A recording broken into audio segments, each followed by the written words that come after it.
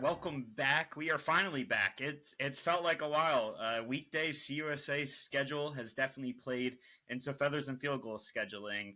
We had a bye, and then we had a Friday night lights, and then we had a bye, and then we had to shift into a Wednesday night schedule as we get into the middle of the month. So a week off, but we're finally back to talk about the Fighting Blue Hens. You know, falling in their first Conference USA home game, their first Conference USA loss in program history, falling to 1-1 in the conference, losing to Western Kentucky 27-24.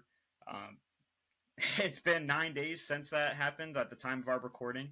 Uh, so a little bit of a turning the page over for the Blue Hens and over for us, but we're going to take a second to get back into it. Brody, I appreciate the dance moves to start because I always think when I watch back our episodes, there's that time of the feathers and field goals pregame music, and then I just always sit there just staring, waiting to start talking. So I appreciate adding a little bit of emotion on that, and I will start you off on this just to kick off our conversation between the Hilltoppers and the Blue Hens. Give me one word on your feelings from that night, looking back in over a week. Well, one word is tough because there's a lot of things that you could feel. But I'm gonna say reality, maybe. And I want to explain that a bit. It was a bit of a reality check because now we know exactly how many mistakes we can make and not win the game in Conference USA. Because I could count or huge mistakes that we made, and we could have made three of them and won that game. We should have and we could have won that game, but Western Kentucky just played cleaner, and that was the difference in the game was the cleanness of play. I think about the pick six in the second half. I believe that was second half. It feels like a year since that game happened. We have the pick six there. And then the humble in the end zone to lead to the touchback, and then going for a sweep misdirection on fourth down, and then missing the tying field goal there at the end. We could have made all those mistakes but one and still won that game. It was very close the whole way through. By all metrics, a great game. I mean, still a classic. I think, especially if you're not affiliated with either team. You just want to see a good game. It was a good game. If you're a Delaware faithful like us, all you can think about are the mistakes. But you also want to think about. Western Kentucky is a top team in this conference. I'm going to spoil my pecking order. They're number one for me. Being able to hold tight with them in year one, I think we kind of take it for granted as Delaware fans because we're so used to winning, at least competing at a high level. You kind of take it for granted that that's what this team does. But I want to just highlight kind of how lucky we are kind of in the grand scheme that we're even able to compete in year one because for as many James Madisons as there are moving up, there's just as many UMasses, and we'll get into both those teams later as well. Dan, you saved me. We at Feathers and Field Goals did our first post-game live stream in the stadium after I was fortunate to be in the press box and was hoping to get ready for extra football, and I was scrambling all over the place trying to catch up post game. And this is the first time, working with our recording studio into the live. So I appreciate you sharing the live stream. We got a few people in and a lot of people afterwards. It was a late night, so I think a lot of people got to dive into it through the weekend. But I'm going to I'll let you get to your word, but first, agree or disagree with Brody's choice in his description there, in their description there.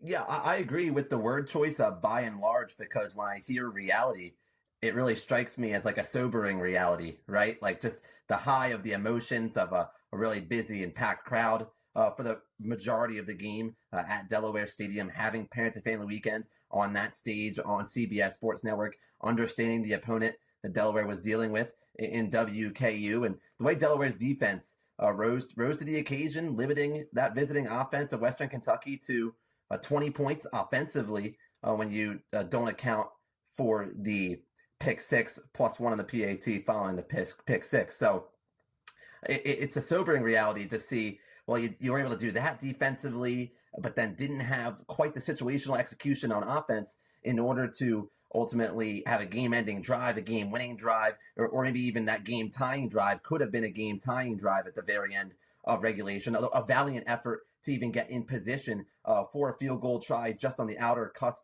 of Nate Reed's range. And Nate had the leg on it as well, had the power. So that's another part of what makes it a sobering reality to come up shy and do so in a home game. Home game losses have been infrequent, certainly in the Ryan Carty era.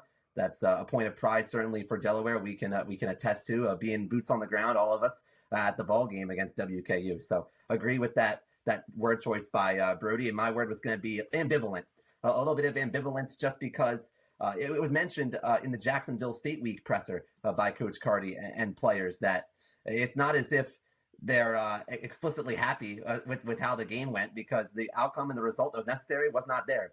The necessary result was to win and to really certify the momentum that Delaware has had in the front half of the season. So that didn't occur. So the objective was not achieved. So you really aren't outwardly happy about it. But there is some reassurance, I think, in terms of the ease that you can accept and absorb the coaching points perhaps a little bit better when it comes in such a close fashion. You understand that you are right there. You may be, as players and coaches, that much more motivated to make the corrections, understand that the next time Delaware's in those critical situations, their focus may be that much sharper, and then they may be that much more looking to kick it in the gear and finish, which, of course, one of the pillars of the team. So it's ambivalence for me, because you see them grappling with it, just the nature of such a close loss, and it coming in some ways comforting fashion because it was a well-played competitive game. But I think Delaware wants to keep the number of losses it takes at home in that fashion, where you sort of gift wrap situationally a fumble. The defense made a play, so you're not trying to take anything away from Western Kentucky. But to have situations where you kind of coughed up a little bit of your own mojo at home, some of your own momentum, that's something that I know is probably weighing a little bit. They've moved on from it by now, but just my reaction and my thought process to the game from a Delaware perspective, it carries all those things of ambivalence, because if you make a habit out of being okay with, well, a couple plays here and there, those couple plays add up in future close home games, and then you're in the same place. So there's not that's the expectation set by Coach Carty. Certainly, that's not the case. They're pretty clear-eyed about this whole thing, which is good to see.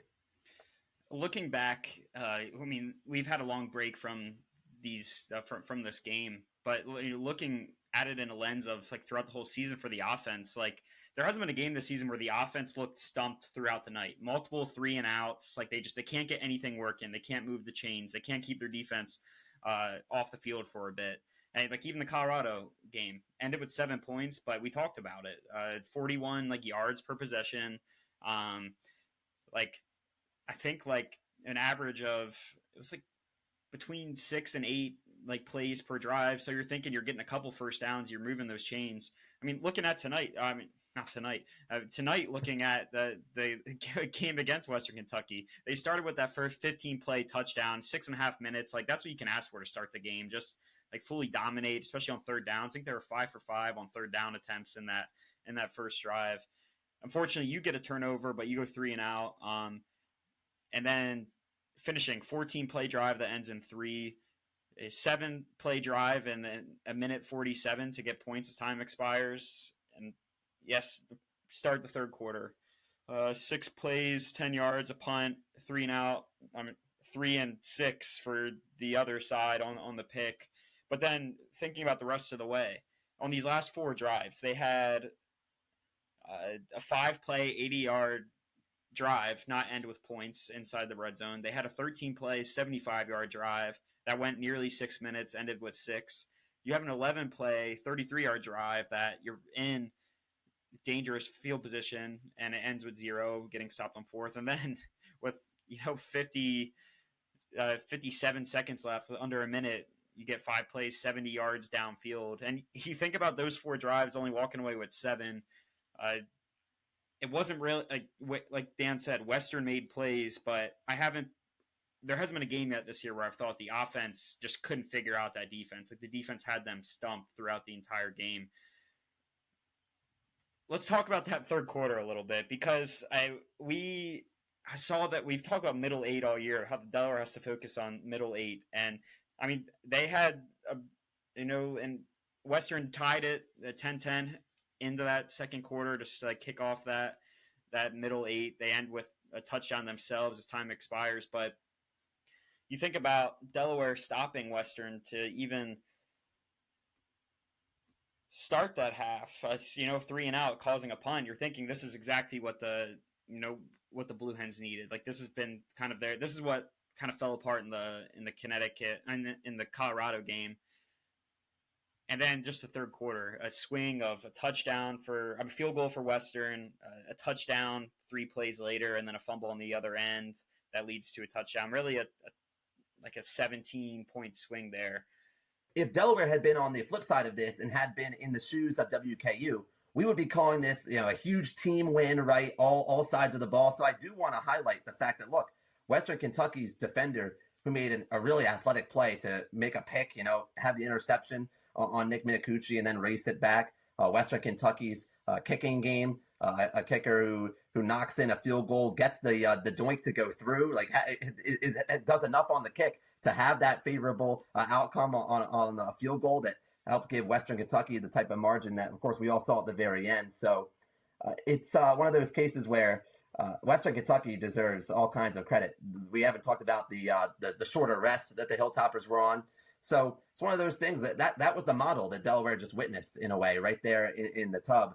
That was a model of how you do it, because we can see scenarios where in future league games or in future FBS games in general, Delaware is going to be a scenario where the opposing team does outgain the Blue Hens. And it is kind of a scrap and claw type battle on the road, and the crowd's on top of Delaware on the road. And so, like, if Delaware can mimic what WKU is able to do in having complementary phases working together, it sounds like I'm just saying the obvious, I guess, but just wanted to be over the top in the Hilltopper credit to make that obvious point. No, that's fair. And because I think it's easy to get caught up in, I didn't allude to, there's a vibe of Delaware gift wrapped it a little bit because of a fumble being in the deep red area and that kind of thing. But gift wrapped doesn't tell the whole story, because the opposing team overcame multiple, or I shouldn't say multiple, but the consecutive travel games of being on the road, the shorter turnaround on the week schedule, all those things. So it's one of those things where those phases work together in a way that didn't quite work together for Delaware. Because I was going to ask you, Bryce, as you're looking at drive charts from the WKU game, I don't think Delaware, by my recollection, was able to capitalize with points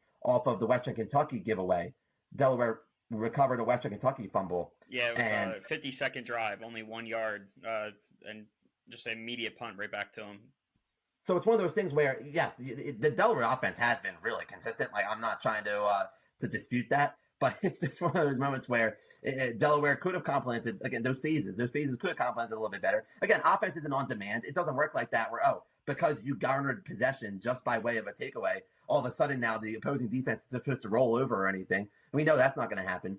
But it's one of those moments where it's just would have been part of the theme. It would have been nice to reward Delaware's defense a bit more, just in finishing on offense, and reward Delaware's defense for the way that game went. Yeah, I definitely didn't want to take anything away from Western. There's definitely two sides to it, like you said. A lot of adversity.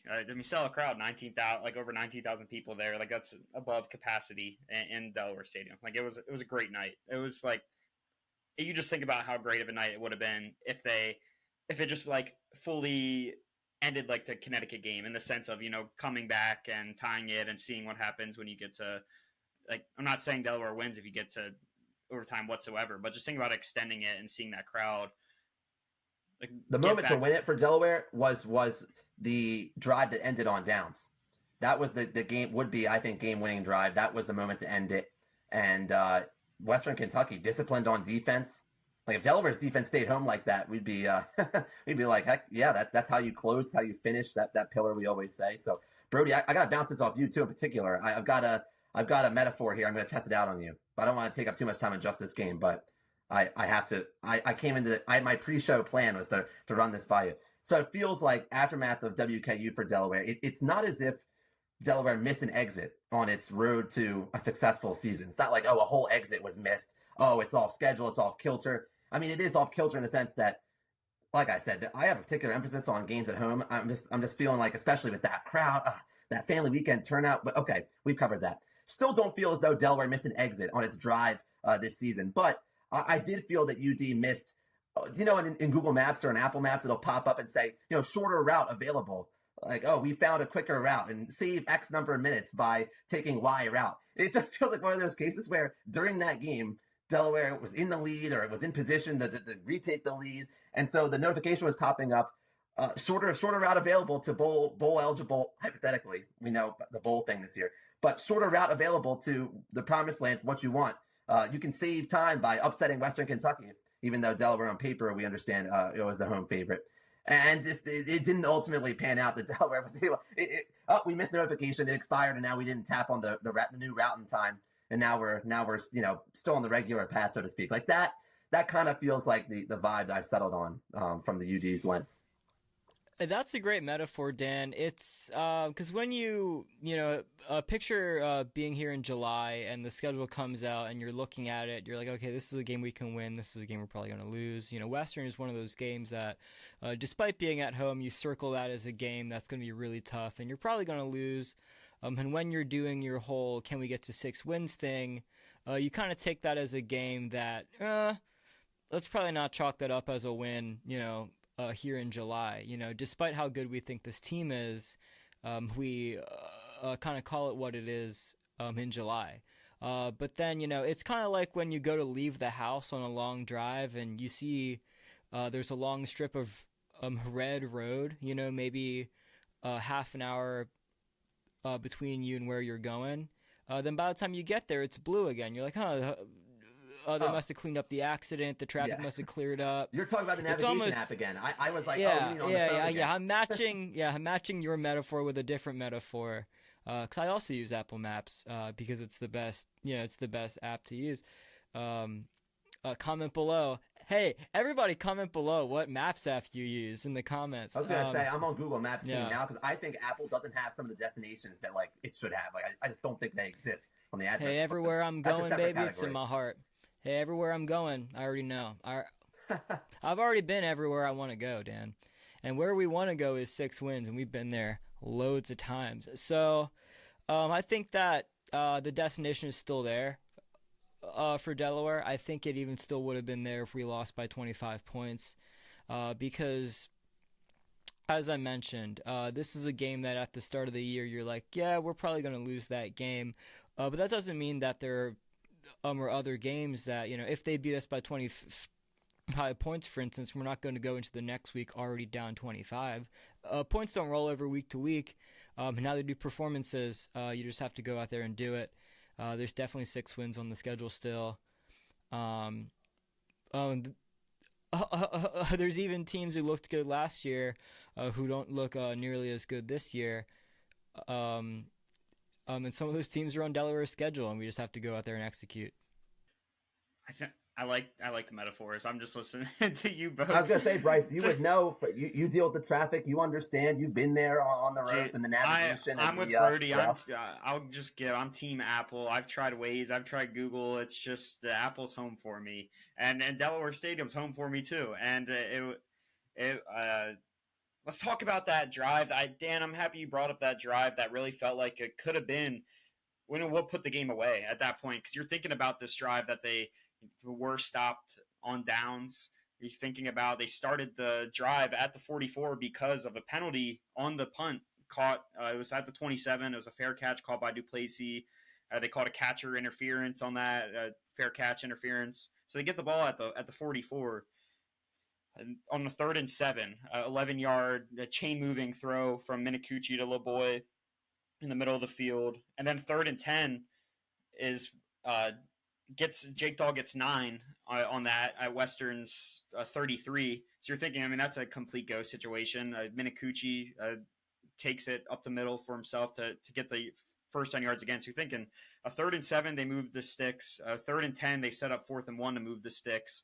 And then at that point, you're seeing the clock go because the clock was moving on that because on On the first play, the clock was moving because it was a complete catch. The drive started with 8 minutes left in the game. The second play of that drive started with Ellison running, so that the clock's still moving. And then LeBoy gets the first down, clock's moving. On first down incomplete, second down, on a run for no gain, clock's moving. So every play, the clock was moving, except for one or two. Then you're thinking at that 3rd and 10, it was at Western's 31 when Silver maybe got the. It was called 4th and 2. It was called 4th and 2. I don't want to get too much into this because we got to get ready to, finally turn the page on this game. Eventually 4th and 1. Delaware to use a timeout. The clock was 3:48 at this point. So you're thinking, if you get the first down here, you're inside the red zone. You're not giving Western the ball back at this point of the game. Like you're down 3. You're going to take the touchdown when you can, but at least you're up 4 at that point. You're thinking everything goes right for the special teams. You're up 4, giving Western probably less than 2 minutes left to have to score 7 to win the game. So your defense was just off the field for probably like 6 minutes of actual game clock, but thinking probably closer to 15, 20 minutes at that point in terms of actual rest on the sidelines. You're thinking at that point, that's the drive. That's like, you're thinking at that point of having to stop them again and getting the ball back with barely any timeouts. So that's the drive that they didn't get that 4th down. They get stopped on the misdirection sweep. So let's briefly just talk about this before we finally wrap it up. Brody, your thoughts on that drive, how it went, the 3rd and 10 where Silver called it out of bounds. It was in front of both of you in terms of being on that sideline, and then not getting it on 4th down. Like, talk about that whole sequence. How was that in your eyes? So I want to preface this by saying that Dan and I have 2 different coaching styles, I think, when it comes to games like this in terms of the way that we react. Different players react to different types of coaches, and Dan is very much the Cardi, yelling out loud at the referee, kind of a very animated sideline performances by Dan, even though we're up so high in the stands where the referees have no shot of hearing what we're saying. Whereas typically when this happens, when there's a play that's stressful for us, or maybe it isn't going our way for whatever reason, I'll just sit there like this. It's true. Kind of just processing what happened, very quiet, because I know something about this team. And the only time this hasn't been true has been against Colorado, where just a lot of things didn't go right for us throughout the course of the game. But this Nick Minicucci-led offense, the game isn't over until there's 000s on the clock. And it hasn't been over for us. There hasn't been a game that we're truly been kind of outclassed and outplayed in every way of the game, every part of the game. I'm a Ravens fan, obviously, and without Lamar Jackson these past 2 weeks, I've seen what it looks like when a team is completely outclassed and the players completely give up on the team and the offense can't score points. They scored 3 points today against the Rams at home. And that's not what this Delaware team is, especially with Nick Minicucci at the helm. The game isn't truly over until there's 3-0s on the clock, because he can always get you back into it. You saw it with there's not just the drive in question, but the last 2 drives where he gets the ball, between the 10 and the goal line and just kind of drives all the way down, maybe with some penalty help sometimes, but he's got the arm and the balls to kind of throw it down the sideline when he sees contact to help elicit those pass interference flags, especially when Western Kentucky's corners did a great job at just almost tackling receivers instead of giving up plays, which at a certain point helps because, Nick can absolutely throw the ball for longer than 15 yards. And if if you're only giving up 15 yards on a deep ball like that, you might as well tackle the receiver. That's what I would do, because I can't play corner. I'm not saying they can't play corner. Oh my goodness. I'm not having an FIU moment. I'm not having a Pause Up podcast moment right now. Don't clip that. But the point is that I think that drive could have converted at a handful of times. The 4th and 2 that turned into a 4th and 1 because they didn't want to review it. That's neither here nor there if they convert on 4th down. And I've been banned on Twitter for the past week because I talked about the Ravens in a way that they didn't like on there. So I haven't been tweeting for the past week. So I've thought what I've had to think about that. Those calls and those refs, and I don't like to blame referees, especially when we made so many mistakes. If we played a perfect game and Western played a perfect game and it came down to that, that's a whole different thing. But we made our mistakes. I've come to peace with that. But the point is that drive could have been converted in a handful of different ways. Western played a very disciplined defense there on that 4th down. I think if they bit on the QB power or on the draw, the outside read I think was the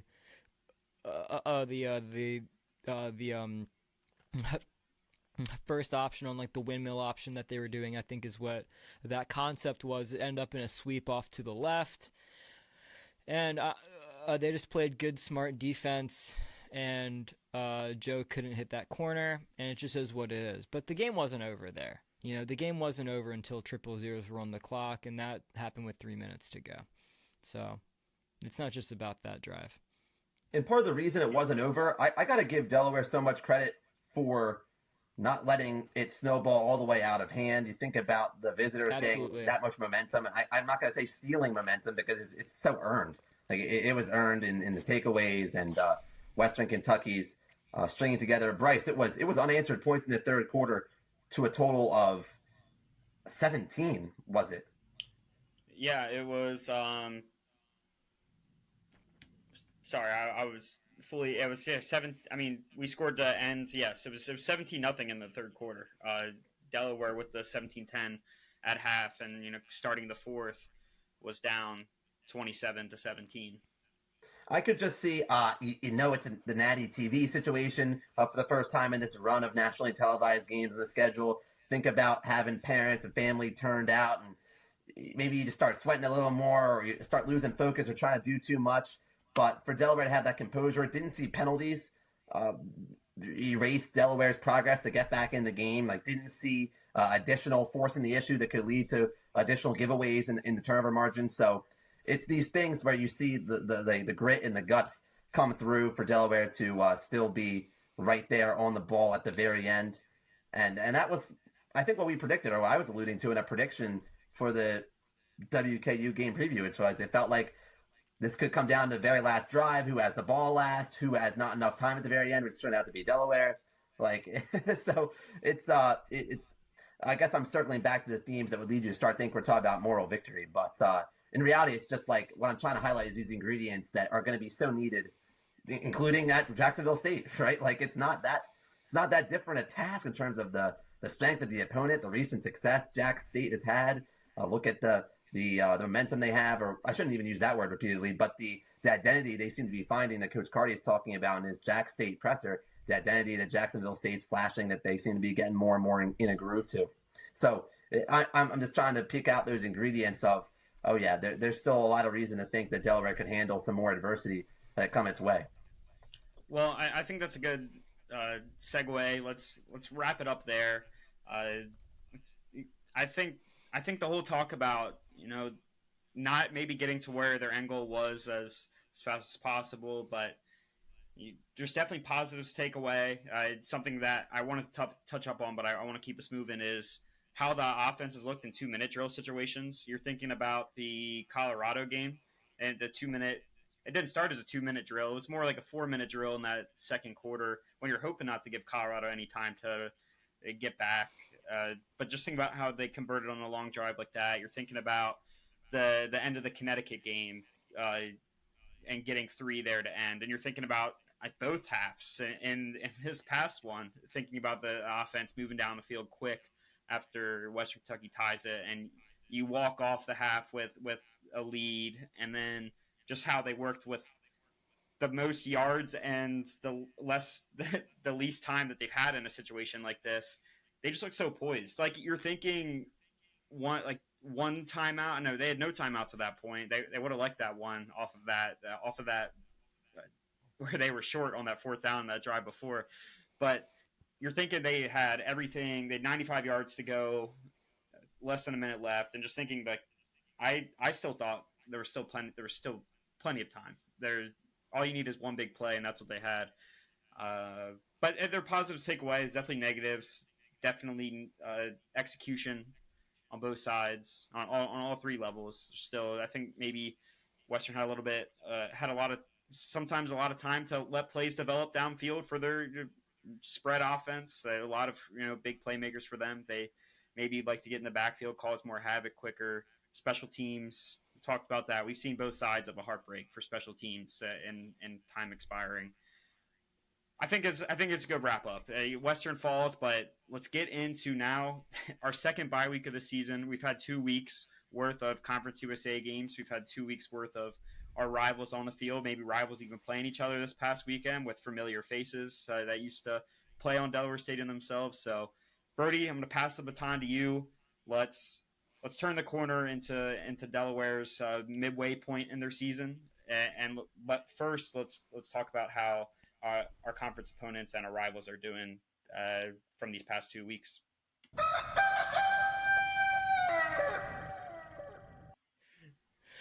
Yeah, welcome to the Pecking Order. This is my weekly power ranking, and I'm just going to throw it right up on the screen. We're just going to run it. So in last place, number 12, we have Sam Houston, still 0-6, still looking for that win. I don't think they're the typical 0-6 team. I think they have a lot more heart than that, a lot more talent than that. Maybe a team like UMass has, which we'll get into later. But they're still 0-6. Have to win to move up if you're this low. Same with Middle Tennessee, still 1-5. Have to win to move up. They're going to be number 11. UTEP, also 1-5. Completely anemic offense. And I don't know. I had them really highly ranked earlier in the year. I don't know if I was just wrong about this team or what, but I mean, I thought that they were going to do more. They just haven't done it yet. Number 9, we have Liberty. This team is really bad. And they beat UTEP, so they get a little bit of respect, but that was just absolutely brutal game. I watched that game. I wish I didn't. I had to learn about both of these teams, but it was just so hard to get through. And I'm not sure about this quarterback room for Liberty either. I'm not really sure what's going on with them. I don't think that they even know. Have FIU here at 8. And I want this team to be good because we beat them. It would make our resume look better if they were good, but they just aren't. They were demolished by UConn when conventional knowledge would tell you that it would be closer, maybe closer to how the Delaware game looked. And now they're facing Western Kentucky this week. I just don't. It's not looking up for this FIU team. They're going to have to play some good teams in Conference USA, and I don't know who they can beat. New Mexico State here, maybe a little bit overrated here at Evan, but at this point in the season, you are who your record says you are. They're 3-2. Can't hate. They're getting results. And I mean, we'll see this time in a few weeks if they're still here at number 7, right below the halfway point in my pecking order. Missouri State, not bad. I love the progression here for this team. They almost beat Western Kentucky with an injured starting quarterback. Their backup came in. Against Middle Tennessee. He started that game. He won that game. Might be a double standard here compared to Jacksonville State, who also very closely beat a bottom 2 team in the conference. It might be on fraud watch, because I don't know who they've beaten who are any good. But I guess the same could be said about us. So I'm not gonna pluck any feathers here. I'm very excited about this game. Dan alluded to this team's identity. how we talked about in the press conference earlier today. And I'm looking forward to the cockfight. Very excited for the cockfight. I made a t-shirt designed for it that I'll be posting, and it's just going to be a very exciting game. At number 4, we have Louisiana Tech. Absolutely brutal loss to Kennesaw in a game that wasn't even close. It was never close, and that's odd because I think this is it's just a bump in the road for this team, who is still incredibly strong on defense. They need to figure out how to score in bunches. This isn't a team that can go in a shootout like Delaware has in the past, or I don't know, maybe other teams in the conference are able to. Have to learn how to score in bunches because their defense is great, but when that defense is getting exposed, we see what happens, and that was against Kennesaw. Delaware, here at number 3, the sky isn't falling for Delaware. The best team in the world, had a pretty tough schedule up to this point, all things considered. They have another tough game against Jacksonville State coming up at Jacksonville State. Excruciatingly close loss to Western Kentucky at home, a game that they could have and should have won. But they have to clean it up, have to wipe the dirt off, and they have a chance to redeem themselves at Jax State this week on ESPN on national TV on Wednesday. Number 2 is Kennesaw. Maybe a team I'd underrated. I had them in the top half, I think, for the last couple pecking orders. But there were signs that this team was good. And now they're putting everybody on notice. They take my number 1 team and they smash them at home. And that's what Delaware could have done. But Jacksonville State executes. Not Jacksonville State. Kennesaw State executes. And that's why they're at number 2. Then Western Kentucky. They were number 2. They had been number 2. Now that Louisiana Tech lost, they're going to be at number 1. I don't know if Kennesaw plays Western Kentucky. I didn't look it up. I hope so. It would be a great game. So that's my pecking order. Moving on to the rival rundown. Have a handful of teams that played this week who were of interest to Delaware hands. James Madison beat Louisiana in a game that was very close for a long time. And I was really cheering for Louisiana for obvious reasons, but James Madison comes back, has a couple unanswered scores, and puts that game away. Have Old Dominion, who lost to Marshall and blundered their playoff expectations. Old Dominion is a great team, is a really, really, really great team. It just didn't go their way against Marshall, and that's tough because this team had playoff on the mind, and they could have done it, but I just have to think that this takes them out of contention with how deep the American is. It's probably going to be an American team at this point, and that hurts. That hurts Old Dominion, who will have to take the Sun Belt Championship as a bit of a consolation prize, if you can even call it that. UMass, they might be demoted.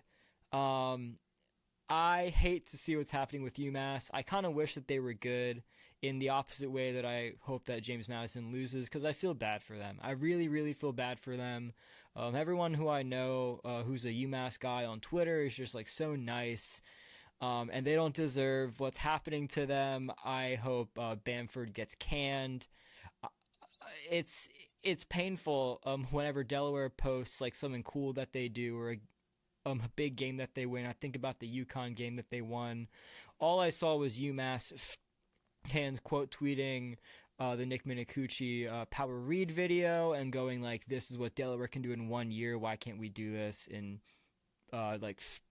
15 years that we've been FBS? Why haven't we been able to have any success?" And it hurts my feelings. It hurts me because I want to see them do well, and I don't even know why that is, because I should hate them. And I just can't, because they aren't good enough for me to hate them. I still haven't won a game yet. Got smashed by Kent State, who hadn't beaten an FBS team since 2023. It's just really tough for UMass. Then last but not least, we had Temple Navy. Huge game, had it up on the TV.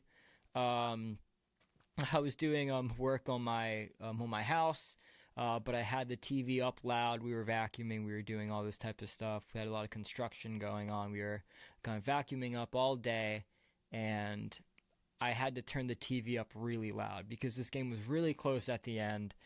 And it was a barn burner. You had JoJo Bermudez score a touchdown, Delaware transfer. You had Ty Davis almost make the game-winning tackle on the Navy 2-point conversion, but Navy pulls it out. For some reason, I was rooting for Navy over Temple. I don't know what part of my brain did that. I live pretty close to Annapolis now, so maybe it's just because of my proximity, but I'll never like Temple. And I don't want to say that I have a soft spot for Navy either, but it was nice seeing Temple lose when they took two of our premier players in the offseason. But that's my rival rundown as well. I'm not going to talk about Wake Forest because I couldn't watch a Wake Forest game if I cared.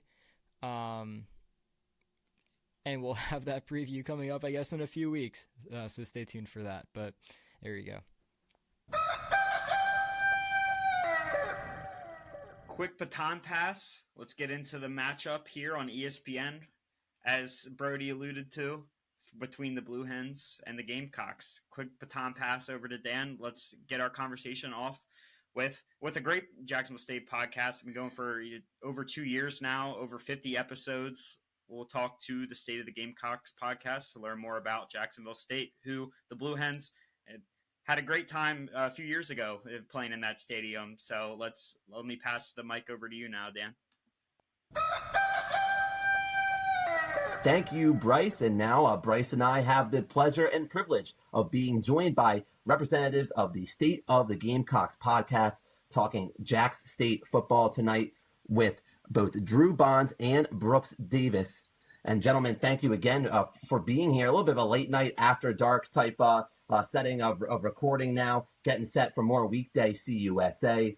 This ball game moved up to the ESPN slot on the Wednesday night, which has to be just a big boost for Jax State's side of the world too, having the chance to have a home game on the worldwide leader on that flagship. Just starting out with that, the red out atmosphere that I know Bryce is looking forward to being able to see on TV. How are things shaping up just in terms of the build up to this ball game, getting old FCS foes paired back together in conference, but then also especially with this TV slot now that we learned about in the last couple of days?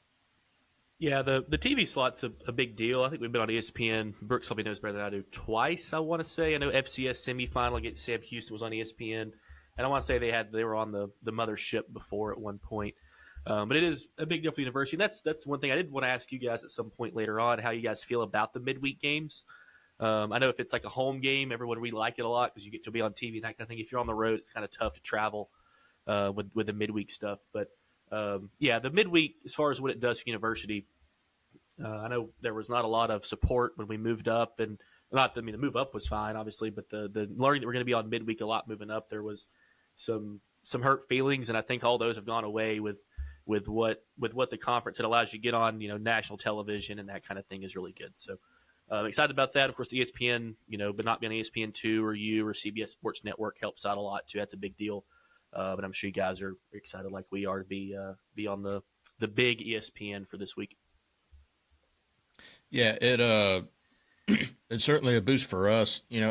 I'll be honest, I was a little bit skeptical once we made the jump to FBS a couple years ago, playing these midweek games, just because around here, these Wednesday, Thursday night games, a lot of people got to go to work the next day.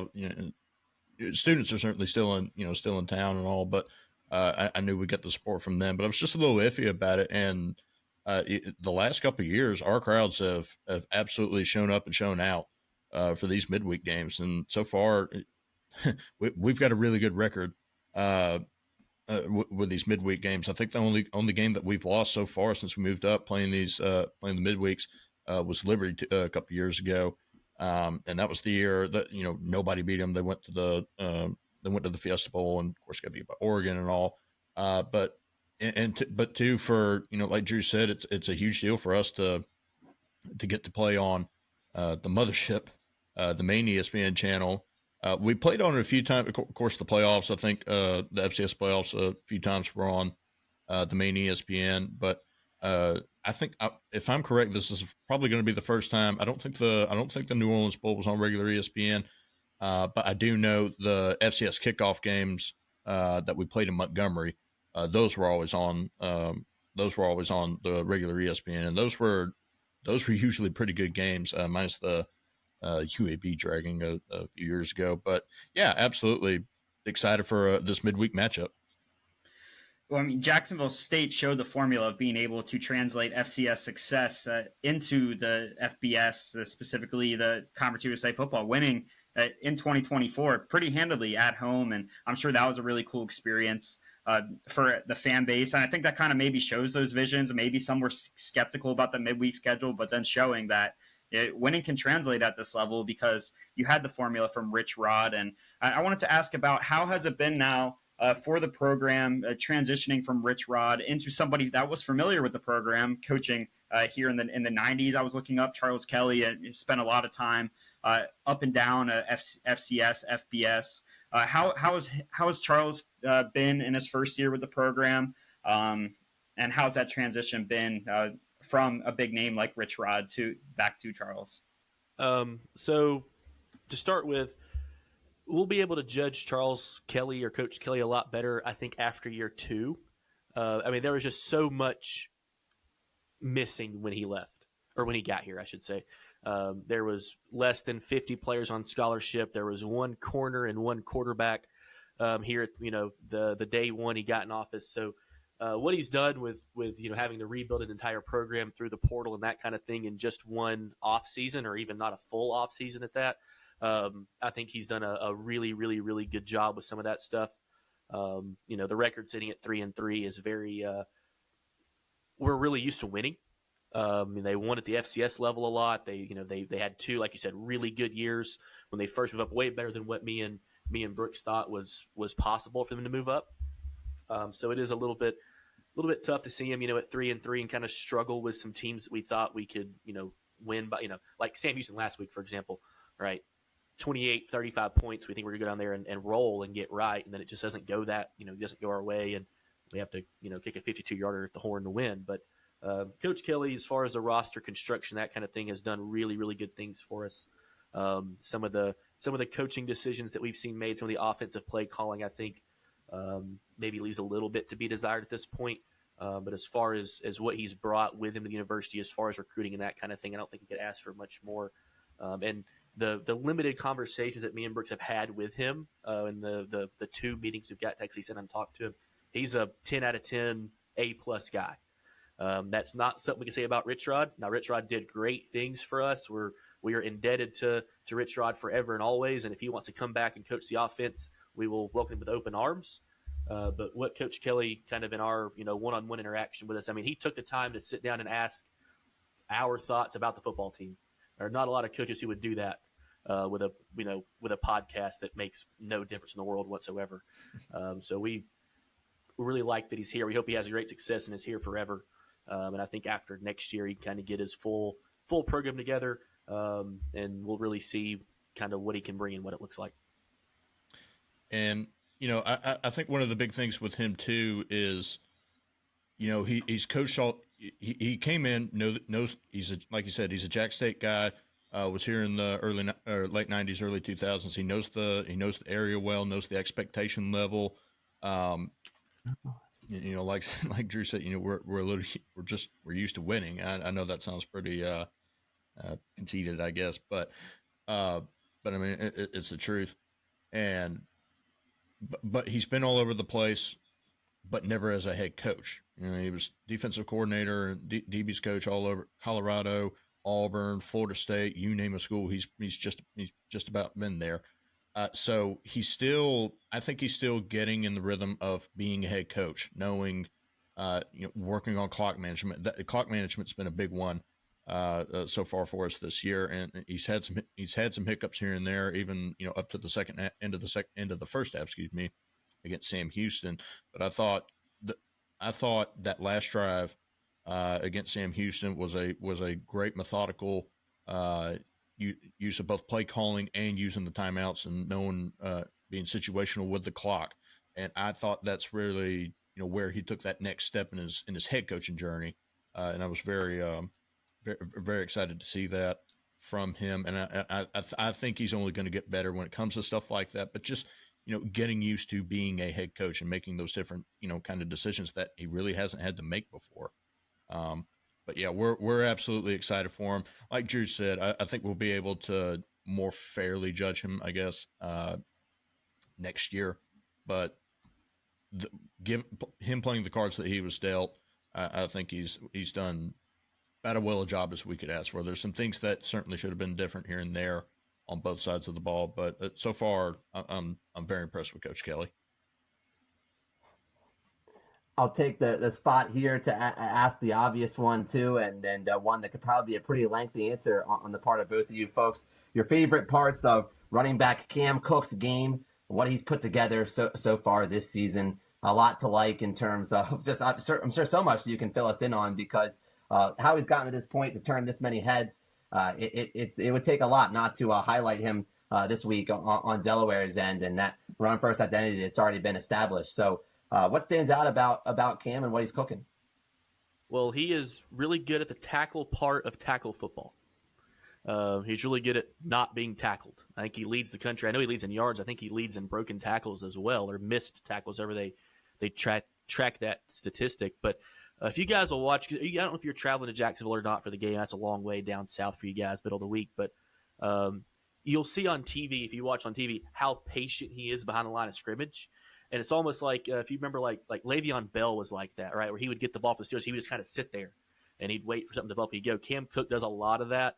I think that's a big help, and a lot goes to the offensive line as well.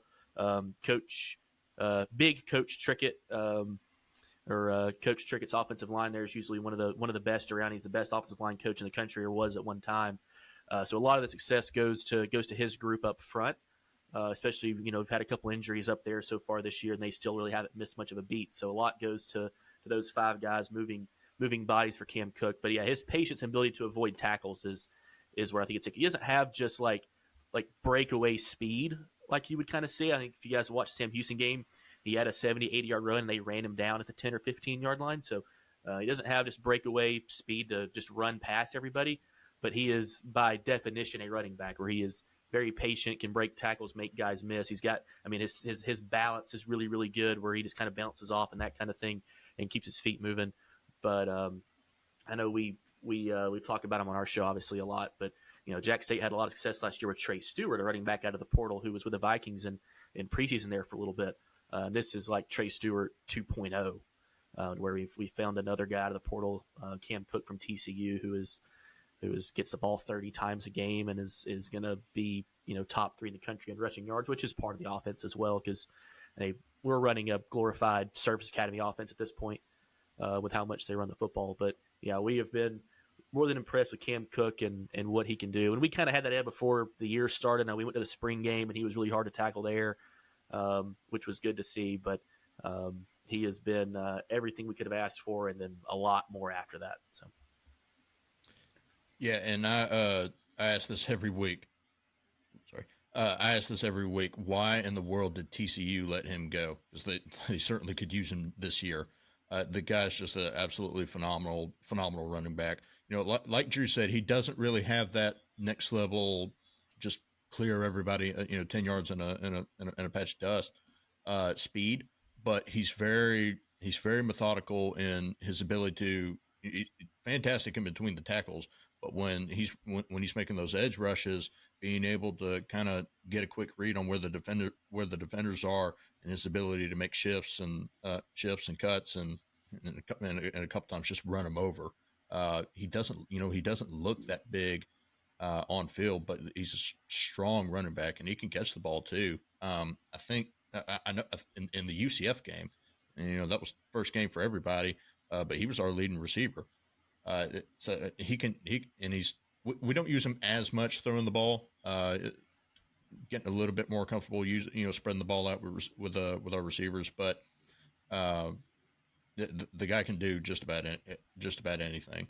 Phenomenal running back, and like Drew said, we thought we were spoiled with Trey Stewart last year, and we were hoping Cam Cook would have similar abilities, statistics, and everything. But just took what he did. He just took what Trey it took what Trey Stewart did last year and just kept running, both figuratively and literally. Well, we have a couple more we want to get to, and one more on the offensive side before I let Dan ask about the defense here. So I'll just ask Drew this, since you alluded to the offense maybe being a step up from what you see from a Navy or an Army. Cam Cook, of course, is going to get a lot of touches, but the quarterback room has seen not one but two people under center this year for the offense. Caden Creel, who seems like the guy now, but also Gavin Wimsatt. Talk about the quarterbacks a little bit. Are we expecting Caden again after a win, and maybe talk about his strengths a little bit more? Yeah, so I can't imagine a world where Creel doesn't get to start really every snap. They are very similar throwing the football as to where both of them have a lot to grow. Now, Wimsatt being, in his 5th or 6th year, he's out of time, unfortunately. It just is what it is. But Creel, being a redshirt freshman, he, sat all year last year. He has a lot of room. He can grow and get better at throwing the football. And he is a much more, I don't think there's such a big difference in their ability to run between the two. It's just Caden Creel seems like much more of a willing runner. I know that sounds really weird, but I mean, Caden Creel, he'll keep half of the read options throughout the game, and he's extremely agile and he's very fast and that kind of thing for a quarterback. But I just think he runs the offense better than what Wimsatt did. And Wimsatt did seem like he wanted to throw the ball downfield more than what Creel seems comfortable with so far. But Wimsatt just wasn't very effective when he did throw it downfield, so they went with a better runner, or at least a more willing runner in Caden Creel. So he seems to be the guy going forward. I know Cade Cunningham's on the roster as well. We haven't really seen any of him at this point. So unless Caden Creel really has a disaster for the first half or so, I don't imagine you'll see a quarterback change. But it is going to be 90% run and 10% pass, or something close to that. It looks almost like what Rich Rod ran the last 2 years, which we got really, really used to and fans of. So I don't think by any means anybody hates the way the offense moves the football. If you look at yards in the conference, they're 3rd behind you guys in Western. So they are a good offense who can go put up points. It's just young quarterback. He fumbled on the goal line last week, and he fumbled against Southern Miss that hurt us pretty bad. So some of those mistakes can be cleaned up, I'm sure, and I'm sure that they will be throughout the year. But he's going to be Caden Creel, I should say, is going to be the guy, and it's going to kind of look a lot like what we saw with. I know you guys were not in our conference last year, but a lot like what we saw with Tyler Huff and Trey Stewart last year, where it is going to be 90% run and 10% pass. And Creel, 13 to 17 last week. A lot of those passes are 5 yards or less from the line of scrimmage. There are a lot of screens, a lot of little dump offs to the tight end, that kind of thing. It's not going to be throwing the ball downfield. We do think that's kind of the next step for the offense to take to keep the defense, more concerned or more balanced, where they have to worry about Jax State throwing the ball down the field. It's going to be a lot of quick passes, but they've moved the ball regardless throughout the year. So not a ton to complain about at this point.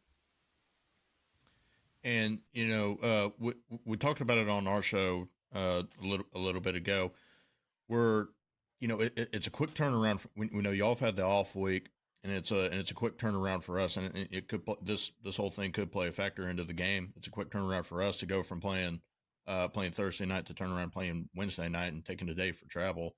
But I am glad that Caden Creel was able to get that full game under his belt, to get comfortable playing a full game of playing situational football, and just getting more comfortable with the position. Because I don't know, that was his first, obviously his first start, but I don't know how much y'all seen from our games.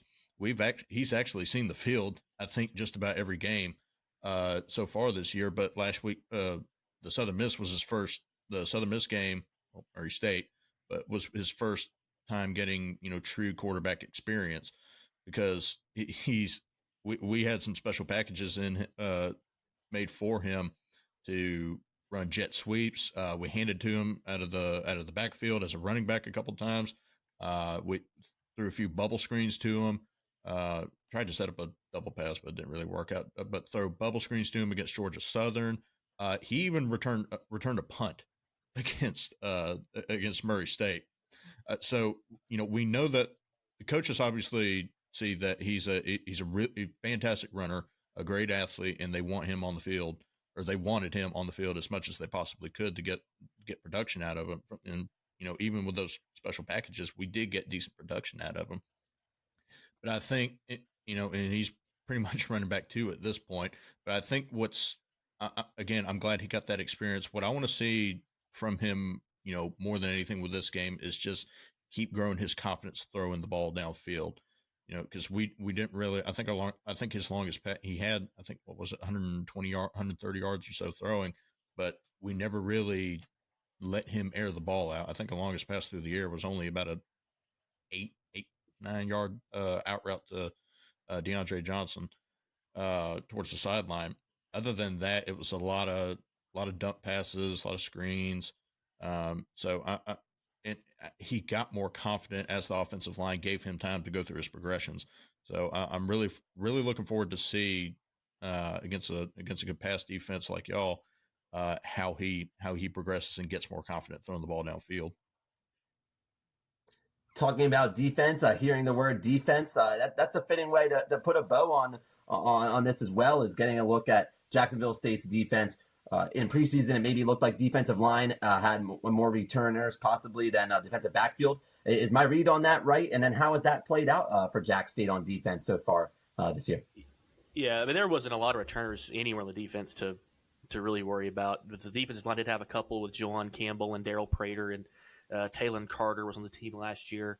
And the defensive line has played well at times this year. They played really good in the first half against Sam Houston, and then after halftime, I think that Sam Houston kind of figured out a way to limit the pass rush as much as they could. But as far as the defense goes, the front seven is the better half of the defense for sure, to where they can get after the quarterback and cause chaos. We saw that a lot against Liberty with Ethan Vasco. They lived in the backfield against Liberty, and then I think Georgia Southern running kind of the offense that they do, were able to limit the pass rush a lot. Same for Southern Miss. So you guys kind of want to get back and throw it a lot. At least it seems like that from the numbers that you guys throw it more than you run it. So maybe that works out in our favor. Maybe it doesn't. It just kind of depends on if we can get to the quarterback or not. And then in the backfield, yeah, there was one corner on roster at the end of the year last year, but he had left or graduated and done different stuff. So there's been some growing pains back there for sure. It's been a revolving door of corners and that kind of thing. We've seen a lot of Traquan Fegans. We've seen a lot of Tyron Taylor at this point, but it is a kind of a next man up mentality back there. One, you will see a heavy dose as far as the two safeties go of Trevor Woods and Caleb Nix. Trevor Woods came from Colorado kind of with Coach Kelly, and Caleb Nix came from Clemson, who is Bo Nix's brother, as weird as that sounds. But those two guys have been good at the safety and linebacker positions for us, kind of working in between the two there. And then as far as linebackers go, Max Sanders is a true freshman. You guys will see we've had some injuries at the linebacker position, and he has stepped up as a true freshman and played really, really well. Same thing with Walker Osteen, who was on the team last year and didn't play as much. He had a really good game against Sam Houston with 3.5 tackles for loss and a sack, and had a really nice day. So the linebackers and the front half of that defense have played really well. And the back half is, like I said, had its struggles from time to time. But we kind of know who's going to be back there at this point with Woods and Nix and Taylor and Fegans, as long as he's healthy and that kind of thing. It's just Jax State defends the run pretty well, and they have struggled against the pass for the entire year, it seems like. So I don't know how that matchup works out in our favor as much, unless they really take steps forward this week to catch up and get where they need to prevent you guys from throwing the football. Yeah, it kind of reiterate what Drew said. The defensive line is certainly where I feel most comfortable about this defense. Our run D's been pretty stout all year, and the pass rush is continually getting better. Like I said, we had a phenomenal first half, rushing, getting in Hunter Watson's backfield. But the area of concern for me, I'll be the pessimist here. The area of concern for me going up against y'all is defending the middle of the field through the air. I've been harping all year long. We're just trying to figure out some way when we go into zone, the linebackers and short safeties, their ability to recognize both watch the ball and recognize the receivers in the area just hasn't quite been there all season, and we've just been dragging behind receivers on the DBs running man. They're dragging behind the receivers, and then the linebackers and safeties just aren't there to make the play. We got a little bit better. We got a little bit better against Sam Houston, but still just giving up too many plays over the middle, and I think that's going to be certainly a area of concern in this game. As much as y'all like to, just kind of take chunks out of the field through the air. We hadn't really had to defend a whole lot of deep balls. But obviously the two that we did against Sam Houston gave up scoring plays. So, and that's something that y'all may look at and really try to make a little bit more of an emphasis on this week. But it's certainly going to come down to our ability.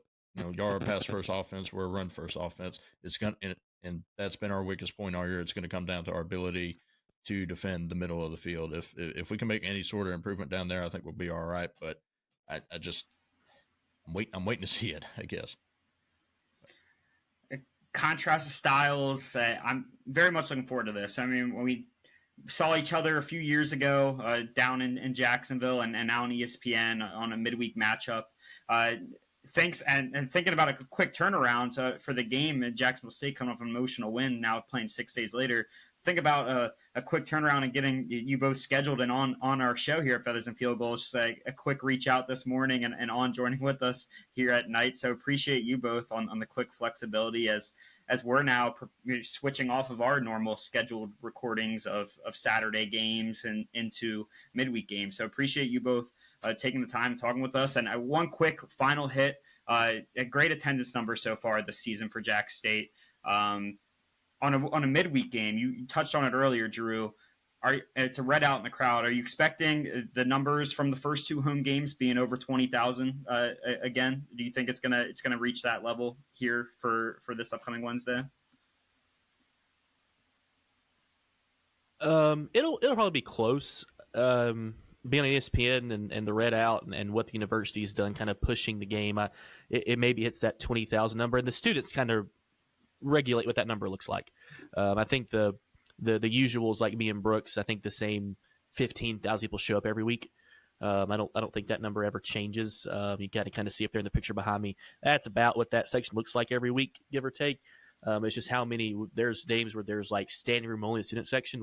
There's nothing, no one else can fit. And there's days where it's not quite that way. Kind of against Murray, I think it was down a little bit just because FCS game and that kind of thing. But I do expect 18, 19, 20,000, 18 on the very low side of that. It should be 3/4 full at the very least, especially ESPN, prime time, biggest matchup of the year so far. I know the Liberty matchup at the time seemed that way, and they're a dumpster fire to say the least. So this is the biggest matchup of the year so far for sure, so that's going to help out a lot as well. And we're excited, but it's always – Jax State seems to have good atmospheres no matter what, everywhere they go, or when they're at home, I should say, no matter who they're playing. That's something we're happy with and proud of the attendance numbers we usually get. So I don't think it'll be any different. Midweek games, we've gotten used to it enough by now. Everybody kind of, if you want to be there, you'll find a way to get there. I live an hour and a half from Jacksonville now, and I'll be there, every home game. So we don't expect too big of a letdown. Well, Drew, Brooks, thanks so much for taking the time with us again. Please check out their work over at State of the Gamecocks podcast. I can't talk because we've been recording a lot on our end as well. Thanks again. Please check them out as we prepare for the matchup on both sides of the ball. And thanks again. Best of luck to the Gamecocks this weekend, and I hope the Blue Hens fans that do travel down there have a great experience in your stadium. Awesome. Thank you guys for having us. Absolutely. We appreciate it. Thank you. Great conversation with the State of the Gamecocks. Dan, thanks for leading us in that. Let's get back into the Blue Hens. Let's get back into the better looking color between blue and red. Brody, what are you focusing on here if for the true first midweek game, I can't count the Thursday night game against Delaware State. I can't count the Friday night lights. First midweek game, nationally televised, between from your pecking order, two of the top half teams at Conference USA. So, what are you looking at for the Blue Hens to not have back-to-back losses against a side that just had a very emotional victory on the road themselves? Yeah, well, this Delaware team is a team that executes about 96% of the time, but the times that they can't execute are absolutely backbreaking. So I want to see this team maybe not play perfect, but play with enough to where shortcomings and the mistakes that they make, the normal mistakes that happen throughout a game, aren't the type of backbreaking mistakes that happened against Western Kentucky. No team, especially no team at this level, is going to play perfect, but as close as you can come without maybe not giving the game away, as we alluded to earlier, but not giving the game away against this Jacksonville State team who's going to play us tough, who's playing us at home, who has every intention to win. We know exactly how many mistakes we can make and not win, so let's just try to win this one. Dan, passing it over to you. What are you focusing on for the Hens in this one? It's a red out at Jacksonville State, a red out theme, which is actually kind of funny after the Delaware game against WKU, thinking back to Delaware's blue out theme. But for a red out, I think about, red out, going to see a lot of red at Jacksonville State. Red zone offense, red zone defense. I get the feeling listening to Ryan Carty today with the presser I keep talking about, that Delaware is a tick below where it would really love to be in explosive plays, in X plays, in total, possibly, or maybe we're talking about like a per game X play, however you want to split it up. So if that's going to be the case, like if we haven't quite maybe seen the spoil of riches from Marcus Yarns, Phil Lutz, explosive touchdowns, though we know Joe Silver, he's got it in him. Nick Minicucci escaped for a really long run against WKU. So I'm not pouring water or cold water on the entire idea of X plays that are going to change everything. Duplessis in the punt return game, seeing him split duties with Jake Thal in a way lately. But if it's not going to be X plays as much, maybe, then yeah, when it gets down to it, the red zone offense, thinking more and more about the reliance on Nick Minicucci. He's the quarterback. He's making decisions post snap, of course, keeping himself, hand it off, like all those things. So there is an inherent reliance on Nick Minicucci, but at some point it sort of becomes one of those, what do you say, Rorschach tests? Like depending on how you look at this, like you can see the same ink blot and look at it two different ways. Delaware's been so successful with Nick Minicucci's run game, getting in the end zone, but then also you think about, it doesn't become a bit of a concern in terms of, like, I use the word again, reliance on it. Like, just looking at how Delaware executes the success in the red zone offensively, regardless of how it happens. Like, Nick Minicucci could have multiple rushing touchdowns again against Jax State, and there would be no complaints from me. So I'm not seeking to confuse the matter on that front, but thinking about overall efficiency in the red zone for Delaware, and that presupposes that Delaware gets in the red zone frequently to begin with, which will certainly be important. But for Delaware to finish longer drives, Bryce, you were summarizing some of Delaware's drives against WKU, right? And so I'm thinking about red zone efficiency, conversions in the red zone, think about on the road, what Delaware is able to do to punch it in against FIU enough that FIU got behind on the scoreboard, certainly, and then out of its game a bit. Offensively, we're talking about, we learned from State of the Gamecocks, a Jax State offense that is, if they're going to be a run-oriented offense, then can you have a formula for Delaware where you get Jacksonville State out of its preferred game script? And that could come with red zone offense. Thanks for the lead-in, because mine is Cam Cook. Like, TCU transfer came over, has exceeded in everything you could ask for. Probably going to be, I think for sure you can write it that he's going to be on the first team All-Conference USA team. Looking at it, every game so far this year, I mean, season total, so let's just start there for him. He could hit the 1,000 mark already in Game 7 for Jacksonville State if he gets 168 in this one. Trust me, I don't think Delaware wants to let him get 168, but if he did get 168, it would be his third highest in a game this season. He had 218 against Sam Houston for 2 scores on 31 carries. He had 29 carries against Liberty. So thinking about their 2 conference games so far, if you play into their script of we can keep giving Cam the ball because we want to run the clock, we want to control the time of possession, we want to keep our defense off the field. So if you're in a game where Jacksonville State has the lead, you're playing into what they want. So I think it's important, get ahead early. Looking back at their loss against Southern Miss, where they lost by multiple scores, 22 carries for 77 yards. His lowest of the year, his only average 3.5 a carry, his only time below 5 averaging per carry on the season. So it's maybe if you can't stop him, minimize him by forcing them to have to throw it. And I mean, that kind of comes with stopping him because you have to stop him to make it 3rd and long, 2nd and long moments where they have to get in the passing yards and control that. So, I mean, their offense runs through him. Their rushing yards are almost double their passing yards as a team this year. So find a way to stop him and don't let him be the one to beat you. Let's get into score predictions. Dan, I think you know where I'm going with this. 5-0 on the year. Unfortunately, you were right after that one against Western. So kick us off here for I can't say week 6. I guess it's technically week 8, but Delaware week 6. Thanks, Bryce. Yeah, and I take no pleasure in that perfection, although in the abstract, it's nice to think that getting toward the mid part of the year, there's a little bit of a streak, a personal streak selfishly, but that was not, Brody was talking about, Brody wasn't kidding. That was definitely not in my mind on Friday because, yeah, I'm a little bit vocal and I'm wearing the Delaware fan hat on game days this year. I talk about teams taking on the personality of their coach. Maybe I take on the some of the vocalness of the coach. Anyhow, for this ball game, yeah, score predictions time. I gotta hop right on it. Going with Delaware to bounce back off a loss.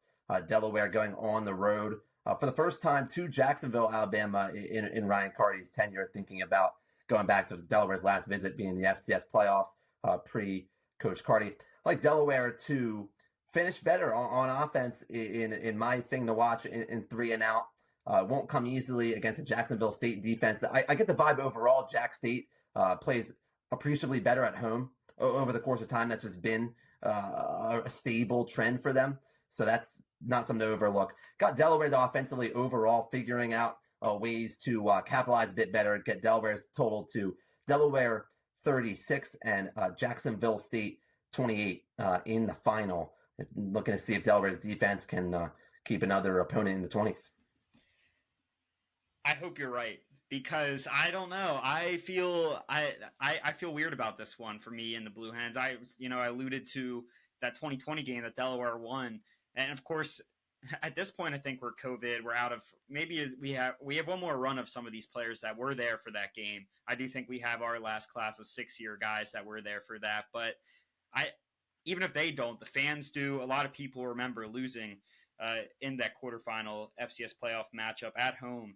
I just think that I don't like the momentum of having a bye week, a heartbreak loss at home, and then another bye week. We talk about energy. I wish, they could put that energy into playing immediately following the next week. But unfortunately, shifting from weekends to midweek, they couldn't do that. So it kind of felt like you played a Thursday night football game and you couldn't play until that following Sunday. I think that's kind of like how the days apart feels here. But I think I have a weird feeling that Jacksonville State is gonna take this one at home. I hope I'm wrong, but I'm gonna go with the final score of 31-24. I'm gonna give Jacksonville State a full touchdown on that one. I think this is a style of offense that Delaware maybe hasn't seen this year. Maybe they saw it into an extent of Delaware State of really wanting to run the ball, but Cam Cook is a different level than anyone they've seen so far out of the backfield, and if they can start out great at home and they're read out, as Dan mentioned, I think it's gonna be hard to play against. So I hope I'm wrong. Brody, wrap us up here. Well, as you mentioned, it's a red out, and I think that this Delaware team has absolutely has a chance to walk into Jacksonville, Alabama, and leave with the W, but only if the equipment managers and players unite to wear blue on the road in Jacksonville. I think this is going to be crucial. I think in a readout, you have to go in and assert your identity. What that looks like for Delaware is stopping the run early, scoring in the red zone when given the opportunities, and being a blue hen, And what better opportunity is there than the cockfight with the Jacksonville State Gamecocks versus the Delaware Blue Hens? A blue hen isn't a blue hen if they're just wearing white. Am I right? Am I right or am I wrong? Is a blue hen still a blue hen if it's just white? So we got to put on the blue jerseys. We got to head on down to Jacksonville. And we got to go away with the W. So I think if they can do those three things,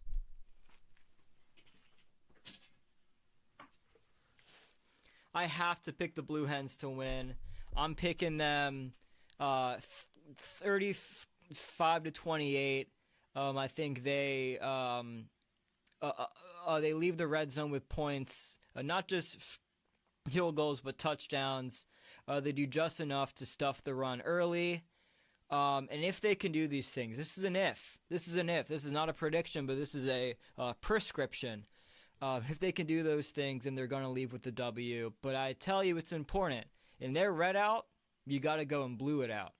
And blowing them out, I hope is what we can do. Well, I hope you both are right. I said that. I think the UConn game, I think this is the same setup for the UConn game, and you two being on Delaware and me being this. So I hope you two are right.